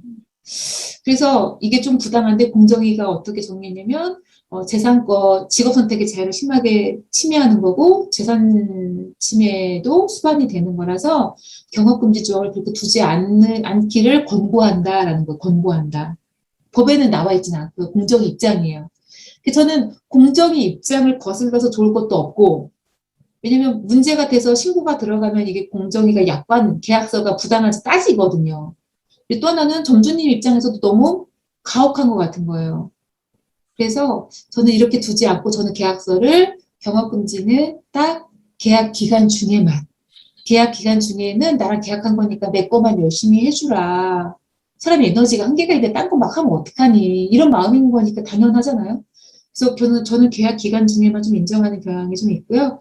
근데 요거를 법원에 가면 좀 법원은 이렇게 계약, 니네 어떻게 체결했니? 1년이니? 이런 걸 좀 따져요. 공정위보다는 조금 더, 가면 공부에 유리하다고 해야 되나? 좀 그런 상황이에요. 근데, 그래서 저는 이렇게 법무사들 저도 따질 때 있거든요. 원장님, 다른 가맹거래사들은 1년 동안 못하게 써준다는데, 원장님은 왜 안 써줘요? 이렇게 얘기할 때 있어요. 그럼 저는 공정위 그 보도자료가 있거든요. 직업hunter 자유를 심하게 침해하는 거다. 재산권을 침해하는 거다. 그래서 제가 그걸 보내드려요. 공정위 보도자료 보내드리고, 공정위 입장이 이래서 제가 계약 기간 중에만 하는 겁니다. 라고 말씀드리고, 또 하나는 만약에 점주님이 그만두고 나서 대표님의 노하우를 그대로, 사진도 그대로 써서 영업을 한다면, 부당경쟁방지법이 있거든요. 부당하게 내 노하우나 이런 걸 이용해서 영업을 할 때 영업비밀 침해했다고 문제 삼을 수 있는 법이 있어요. 그래서 영업비밀 침해했으니까 손해배상하라고 그런 식으로 접근하시는 게 좋지, 여기서 치킨 하지 마라 이렇게 하면 이분은 어디 가서 뭐 합니까? 화장품 가게 합니까? 뭐 합니까? 그동안 여기서 7, 8년 동안 치킨만 하신 분한테 너무 부당하지 않습니까? 대신 자기가 인터넷에 나온 기법대로 만들어서 하시면 그건 본 사람도 상관없는 거 아닙니까? 그래서 이렇게 주지 않았으면 좋겠고, 공정위 입장도 그렇습니다. 라고 말씀드리면 대부분 착한 대표님들은 좀 수긍하는 편이고요. 좀 강성의 대표님들 있거든요. 싫어요. 3년 동안 하지 말라고 써주세요. 이러신 분이 있으면 그럼 메일로 보내주세요. 3년간 경업을 금지하고 싶다고 메일로 써주세요. 메일로 요청해주세요. 왜냐면 나중에 그게 문제가 되잖아요. 그러면 공정위에서 만약에 야 니네는 여기 3년 동안 왜 넣었니? 라고 하면 그분이 저한테 뭐라고 할 것 같아요? 원장님이 이렇게 넣어가지고 저희 공정위한테 혼났거든요? 라고 분명히 얘기해요. 지가 넣어달라고 해서 넣어준 건데, 저도 생각이 안 나잖아요. 시간이 흐르면. 내가 이렇게 넣어줬나? 본사가 넣어달라고 한 건가? 저도 기억이 안 나니까 항상 메일로 요청해주세요. 좀 부당하다. 이러면 저는 이제 메일로 그 자료를 받고, 네가 몇 월 며칠 날 이렇게 해달라고 메일을 보냈어. 저는 이렇게 보수적이죠. 하고, 그러고 계약서를 반영을 해드리는 경향이 있어요. 그래서 경업금지에 대한 부분도 이렇게 좀 이해하고 계시면 좋겠다 말씀드리고요. 그 점포환경 개선은 이제 중간에 법이 개정되면서 추가된 거였는데, 예전에 어떤 문제가 있었냐면 사실은 이런 법 개정이 너무 엄격한 부분이 없지 않아 있어요. 왜 자꾸 법이 개정되냐면 이 파리바게트나 BBQ가 약간 주범이에요.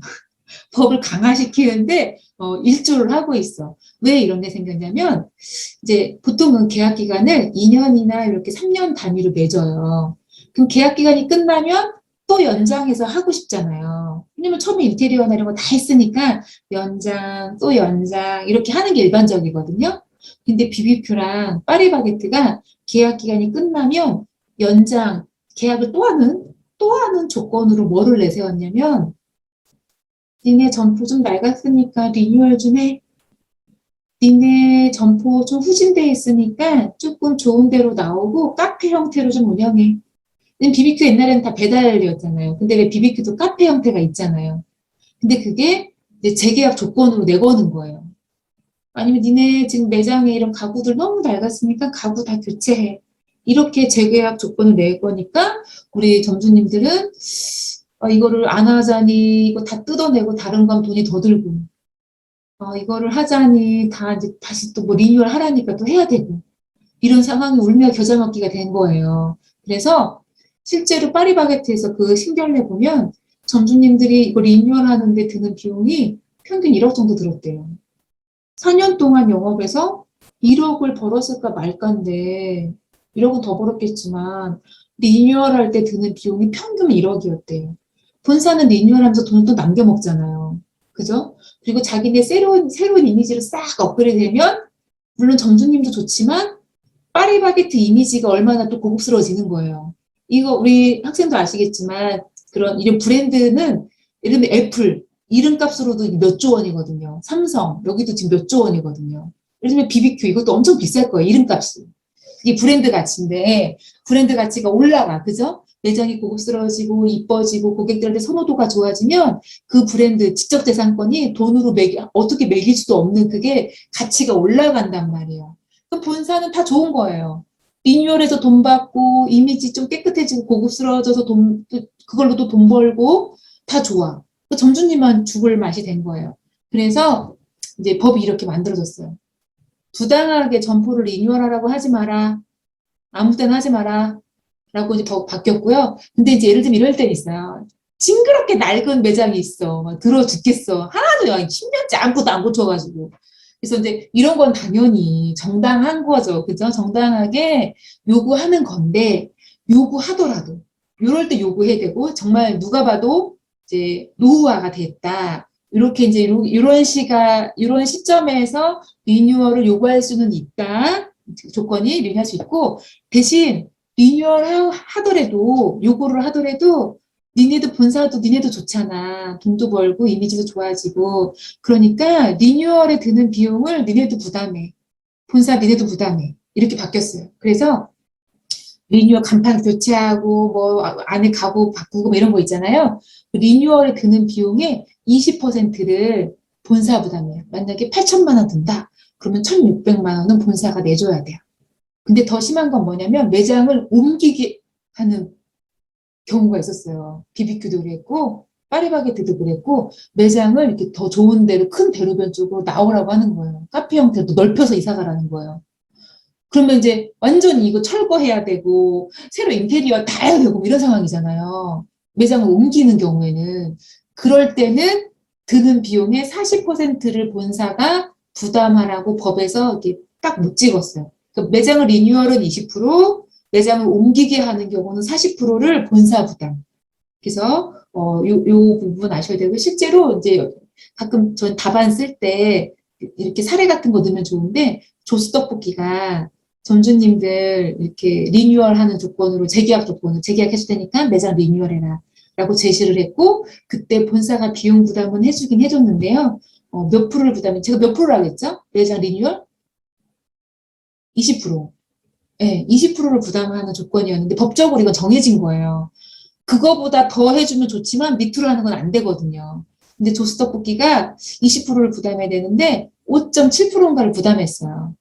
그래서 공정위로부터 시정명령 받고 과징금 받고 막 이랬던 사안이 있거든요. 그래서 이런 사례를 좀 아시면 답안 쓰실 때도 좀 참고가 될 거고 실제 뭐 창업을 해서 부당하게 자꾸 리뉴얼하라고 한다거나 할 때 본사가 돈 좀 대주는 거죠? 이런 걸 얘기하면 좋잖아요. 그죠?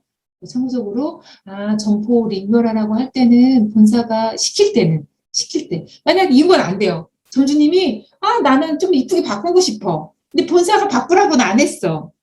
본사 바꾸라고 안 했는데 점주님이 막 너무 깔끔하게 그래서 바꾸고 싶다. 이러시면 본사 부담이 있는 건 아니에요. 본사 부담이 있을 때는 본사가 요구했을 때만 리뉴얼 하시죠? 매장 이전하시죠? 라고 요구했을 때 비용 부담이 생기는 거고 점주님이 자발적으로 하고 싶어 하신다랄 때는 의무적이진 않다. 대신 뭐 본사가 도의상 뭐 깔끔하게 하신다니까 고맙네요 하고 뭐 도와줄 수는 있겠지만 그죠? 의무적이진 않다는 말씀 좀 드리고요.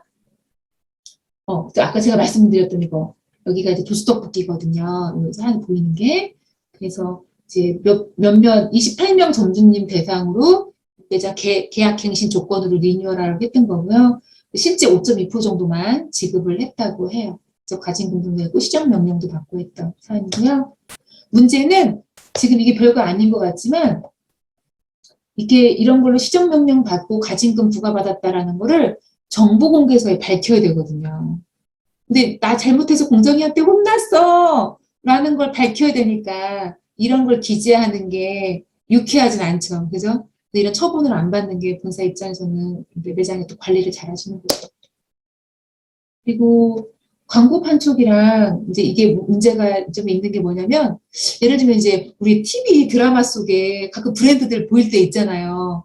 카페 드롭탑이 이제 나오기도 하고 뭐 투썸 같은 게 매장에서 계속 보이기도 하고 어떤 치킨집이 나오기도 하고 그러잖아요. 실제로 매출이 엄청 많이 오르는 경우가 물론 매출이 미미한 경우도 있지만 매출이 엄청 많이 나오기도 하고 또 유명 연예인이 광고를 하면 또 매출이 막 BTS가 광고하면 어떻게 되겠어요? 난리 나는 거예요. 그 매출이 다. 이러니까 본사 입장에서는 점주님들 매출 향상, 그리고 본사의 인지도 향상을 위해서 광고를 하고 싶은 마음이 크죠.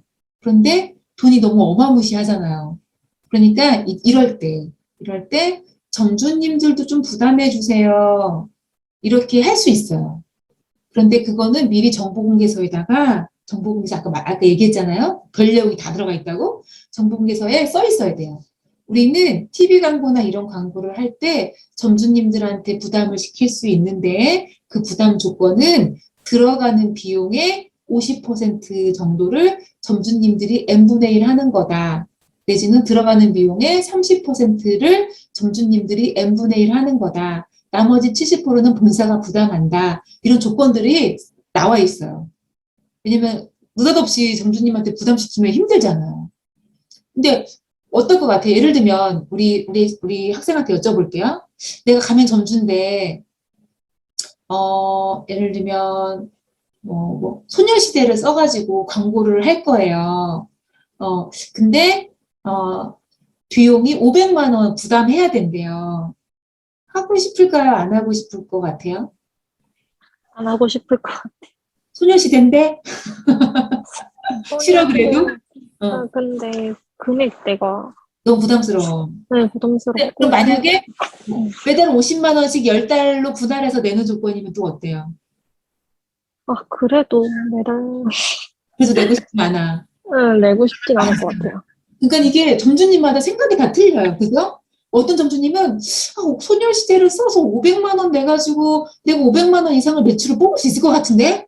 그렇잖아요. 500만 원 이상에 내가 맨날 이만큼 버는데 소녀시대라 광고를 해서 내가 500만 원 내서 1000만 원 벌면 이익인 거잖아요. 더 올라가면 매출이. 그러니까 합시다! 이런 분이 있고 나는 소녀시대 광고에도 되게 많은데 500만 원 부담스러워요. 싫어요. 이럴 수 있단 말이에요. 근데 이런 의견을 무시하고 본사가 하겠습니다. 라고 하면 하는 거예요. 그러니까 이제 점주님들은 하기 싫어도 내야 돼. 왜냐면 광고라는 게요. 그럼 하고 싶은 사람만 내세요. 라고 하면 안 낸 사람이 혜택을 안 보는 건 아니잖아. 그죠? 난 돈 안 냈어. 근데 소녀시대가 광고했어. 브랜드 인기가 너무 많아졌어. 난 돈 안 냈어. 근데 혜택을 봐야 안 봐요? 보잖아요. 그러면 누가 돈 내고 싶겠어요? 야, 돈 내는 놈들만 내라 씨 나는 그냥 덕골 난다. 이게 가능해요? 안 가능하죠. 그러니까 광고를 하겠다고 하면 무조건 다 내야 되는 거예요. 이해되시죠? 왜냐면 판촉은 달라. 판촉물은 그냥 할 사람은 이거 사세요. 이거 서비스로 줄 테니까. 그럼 나는 안 하고 싶어. 그럼 나 이거 안 사면 되고 그럼 고객들이 안 오겠지. 판촉물을 안 주니까. 그러니까 판촉은 참여 안 하면 본인 손해일 수도 있고 손해가 아닐 수도 있지만 광고는 얘기가 달라요.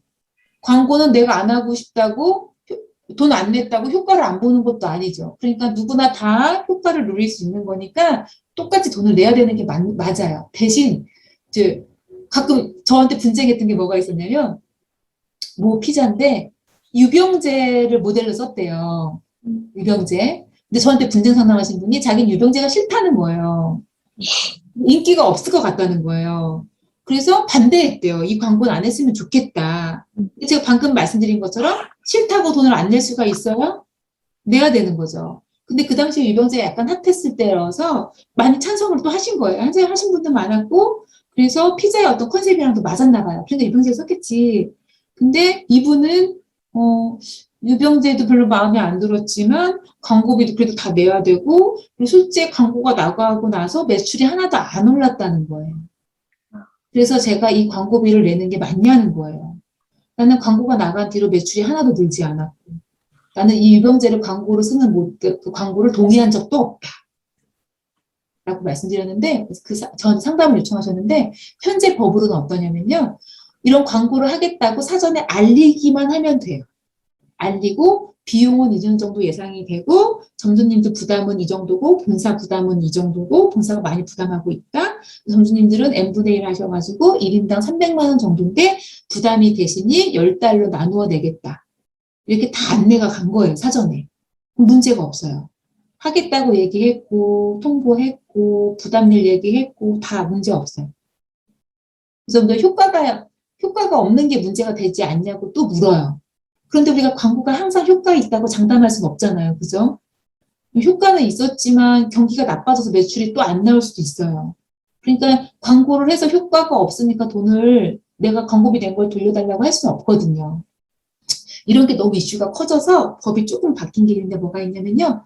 앞으로는 그 광고를 한다고 알렸을 때 점주님들이 만약에 50%의 반대가 있으면 진행하지 못하게 이렇게 약간 바뀌려고 해요. 과반수가 싫다고 하면 하지 말라는 거죠. 근데 과반수 이상이 해보자, 그 광고 하자, 우리 돈 부담하고 300 부담하고 500 벌면 좋은 거 아니냐, 500 더 벌면 좋은 거 아니냐 이렇게 해서 이런 생각이 있으신 분은 하자고 하는 거고요. 난 그래도 싫다라고 하시는 분도 안 하시는데 앞으로는 법이 조금 바뀔 게 50% 이상이 아마 이제 동의가 있으면 반대가 있으면 못한다. 정주 부담으로는 진행을 못한다라고 법이 바뀔 것 같긴 한데 현재까지는 바뀌진 않았어요. 이런 문제가 있다라고 말씀 좀 드려보고요. 이제 가맹금 예치가라는 게 있는데 이것도 시험 문제 종종 나왔던 건데 요즘도 나오나 모르겠지만 이제 가맹금은 아까 제가 그 IMF 막 있고 그래서 막 서로 막 창업을 하려고 퇴직금 갖고 막 싸들고 오는데 그 돈 날름 받아 처먹고 도망가는 본사들이 너무 많은 거예요. 뭐 이제 돈 조금 받고 사업 설명회 한다고 하고 계약금 조금 받아 처먹고 없어지고 돈 좀 받고 연락이 안 되고 그때는 서로 너도 나도 막 돈 싸들고 창업을 하겠다고 찾아가니까 그래서 그 당시에요 이게 사업 설명회 한다고 해놓고 돈을 그 자리에서 막 500이니 300이니 막 800이니 받았는데 1인당 받았는데 본사가 그 다음날 없어지고 이런 경우가 왕왕 있었어요. 그래서 이 예치제도라는 게 생겼는데 예치는 뭐냐면 본사 니네 돈 직접 받지 마라. 먹고 터먹고 먹고 토끼고 그러니까 직접 받지 못하고 그럼 안 받으면 어떻게 해요? 그러고 보시는데 이거를 돈을 직접 받지 말고 은행에다 맡기게 하는 게 예치예요. 예치라는 게 어디에다 맡긴다는 의미거든요.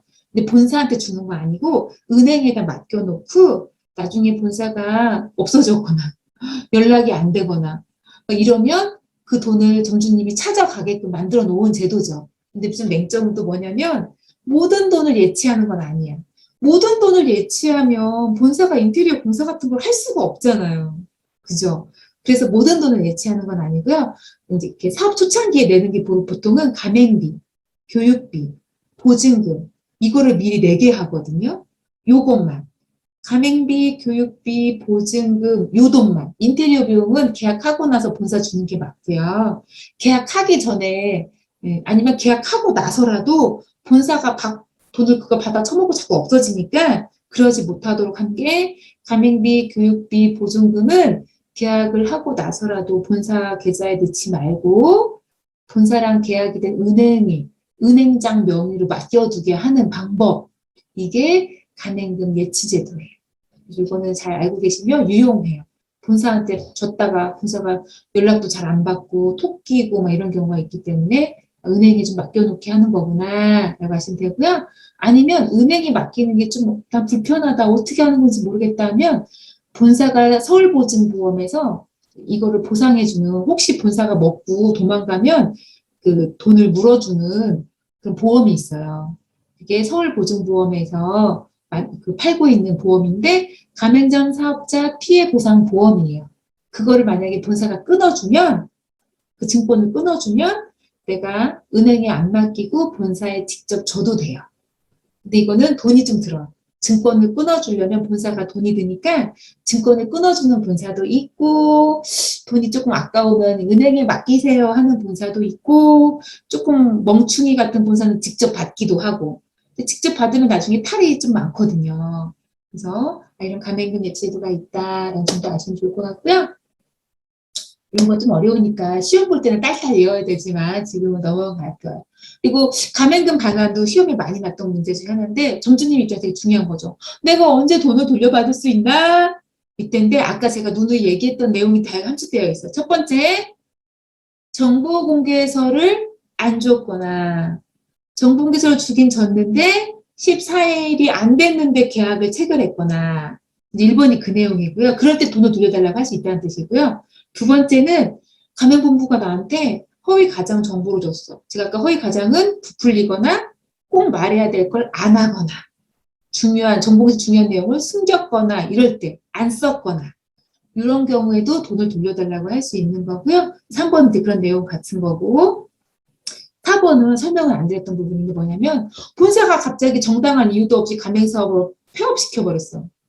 물론 이제 회사가 부도났거나 이런 거는 정당한 사유에 해당이 되는 거고요. 정당한 사유 없이 나 점주들하고 상대하는 거 피곤해 씨 막 이러면서 이제 안 해버리는 경우가 있을 수 있거든요.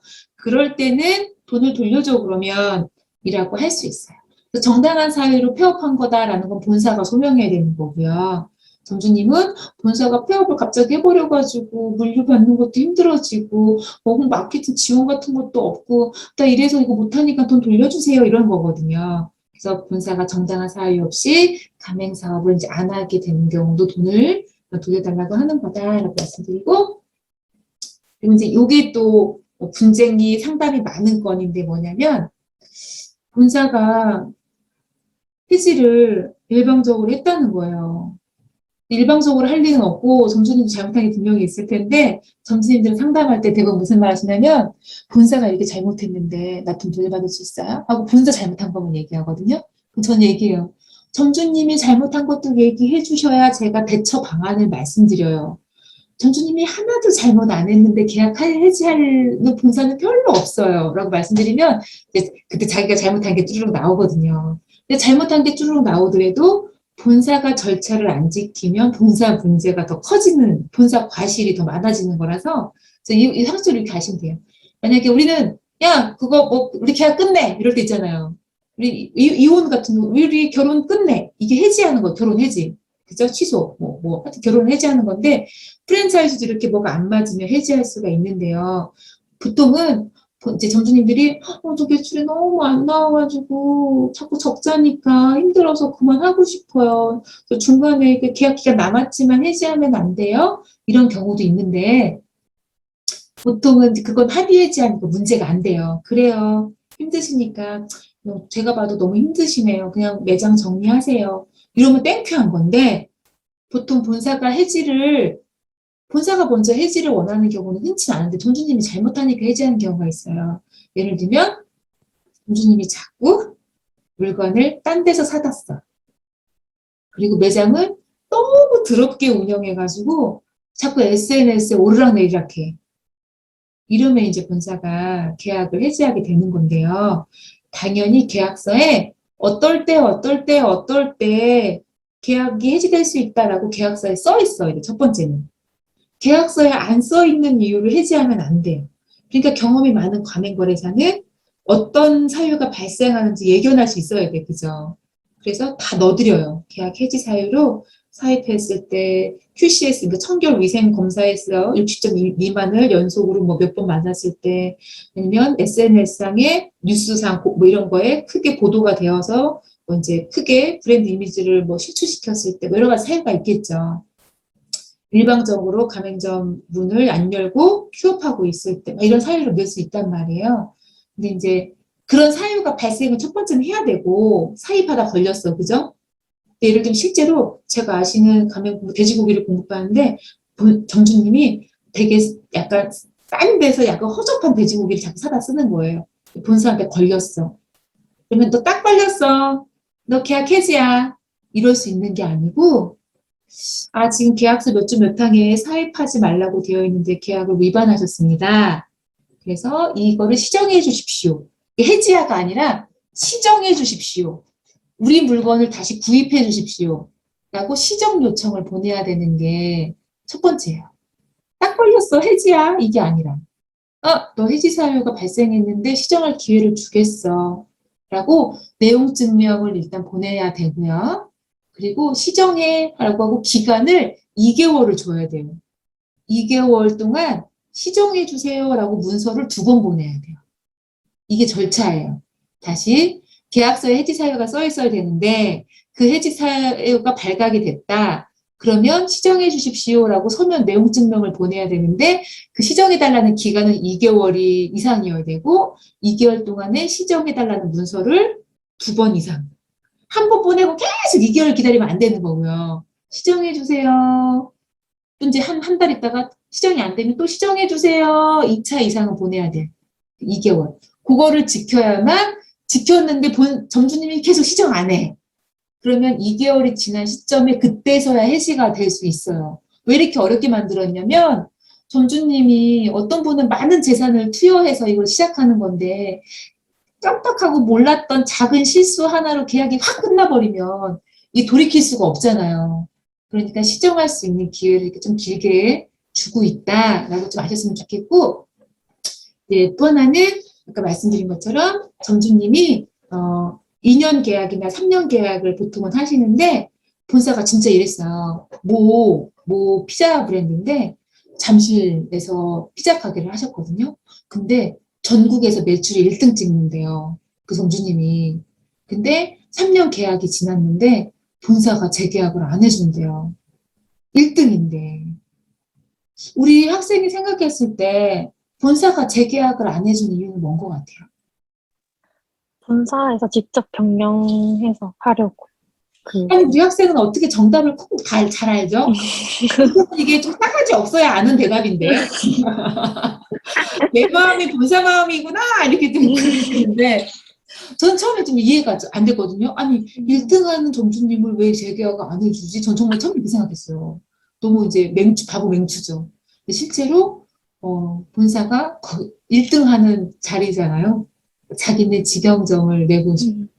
그리고 그 당시에는 또 이런 법이 없어가지고 만약에 직영점을 안 차리더라도 그 사람 재계약 안 하고 다른 사람을 또 들어오게 하면 가맹비, 교육비 또 받고 인테리어 공사 또 하고 막 돈이 또 나오는 거지 그게. 그래서 진짜로요 재계약을 안 해주는 본사들이 많이 있었어. 왜냐면 너 아니고 새로운 놈 들어오면 돈 더 들어와. 이런 신봉 거예요. 그분은 얼마나 억울해요. 이 브랜드 알리느라고 엄청 애쓰고, 물론 이제 매출 올리자고 애쓴 거지만, 그게 또 이미지가 좋아지는 거잖아요. 열심히 하고, 빨리 배달하고, 맛있게 만들고. 그래서 전국 매출이 1등 찍었는데, 계약 기간 끝나니까 연장 안 해주고, 근데 그게 위법은 아닌 상황이었어요. 근데 이런 피해가 점점점 많아지는 거예요. 재계약을 안 해줄 거라고 공정위가 생각을 못 했던 거야. 상식적으로 재계약을 왜 안 해주나, 그죠? 점주님이 물론 잘못한 게 있으면 재계약을 안 해주는 게 맞는데, 잘못한 게 딱히 없는데, 재계약을 안 해주는 일이 빈번히 생기니까 법이 이렇게 생겼어요. 이게 뭐냐면, 점주님이 원하면 최대 10년까지 할 수 있다. 이런 거예요. 그래서, 10년간의 갱신 요구를 할 수 있는 제도가 생겼고요. 다만 본사도 약간 또라이 같은 점주님 왜 없겠어요? 또라이 같은 본사도 있지만 또라이 같은 점주님도 있어요. 얼마나 힘들어, 그죠? 우리 학교에도 그런 친구 있잖아요. 진짜 피곤하다, 쟤. 근데 학생만 이상해요? 선생님도 이상해요. 그러니까 다 양쪽에 다 그런 게 있어. 그러니까 이제 뭐 본사만 나쁜 놈이에요? 점주님도 나쁜 놈 수저 빽빽이에요. 본사도 힘들죠. 재계약 안 하고 싶죠. 그죠? 근데 이제 재계약 안 할 수 있는 조건이 조금 어렵게 있어요. 예를 들면 물류값 이런 거 로얄티 이런 거 안 내고 막 밀리는 점주 있거든요. 나중에 줄게, 그리고 막 몇 달치 안 주고 막. 본사는 땅 파서 물류 대주나? 그게 아니잖아요. 근데 안 주는 점주님도 있거든요. 그래서 계약 종료할 때까지 물류 대금 밀렸거나 로열티 안 내거나 이러면 재계약 안 해도 되는 조건은 있어요. 있고 또 다 수긍하는 조건이야. 예를 들면 저희가 광고를 많이 했는데요. 내년에는 광고비를 조금 올리려고 합니다. 이러면 다른 점주님들은 다 좋아요. 본사가 광고도 많이 해주고 애 많이 써서 매출 올라가고 하니까 광고비 인상되는 거 괜찮아요. 다 이렇게 받아들이는데 가끔 강성인 점주님들이 싫어요. 난 받아들일 수 없어요. 뭐 이런 분 있거든요. 그럼 그런 분들은 재계약을 안 할 수도 있어요. 근데 그 조건이 합리적이고 받아들일 만한 조건이어야지 갑자기 10만 원 받던 광고비를 100만 원 받겠다고 하는 건 또 그렇잖아. 그죠? 그래서 합리적인 어떤 그 재계약 조건을 제시하는데 대부분 받아들여지는데 그거를 거부한다. 그러면 그놈이랑은 재계약 안 해도 된다. 이런 몇 가지 예외 조항은 뒀고요. 나머지는 점주님이 희망하면 10년간 계속 할 수 있다라는 말씀 드려요. 오늘 굉장히 어려운 내용을 4시간 동안 들으시느라고 우리 학생 너무너무 애썼어요. 아마 이제 다 기억은 안 날 거지만 가맹거래사가 이런 일 하는구나. 그리고 이렇게 활동할 수 있겠구나. 아니면 이런 좀 취업이 될 수 있겠구나. 그리고 가맹거래 시험 본다면 이런 부분 좀 중요한 거구나. 이런 정도 몇 가지만 기억을 해서도 좀 오늘 교육이 좀 보람되지 않았나 싶어요. 나중에 서로 이렇게 연락처를 알았으니까 궁금한 거 있으면 카톡으로 이렇게 질의 주면.